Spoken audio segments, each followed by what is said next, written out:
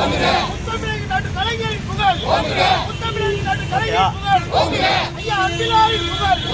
ஐயா அன்பிலாரின் புகழ் மறைக்கிறார் முகம் வாழ்க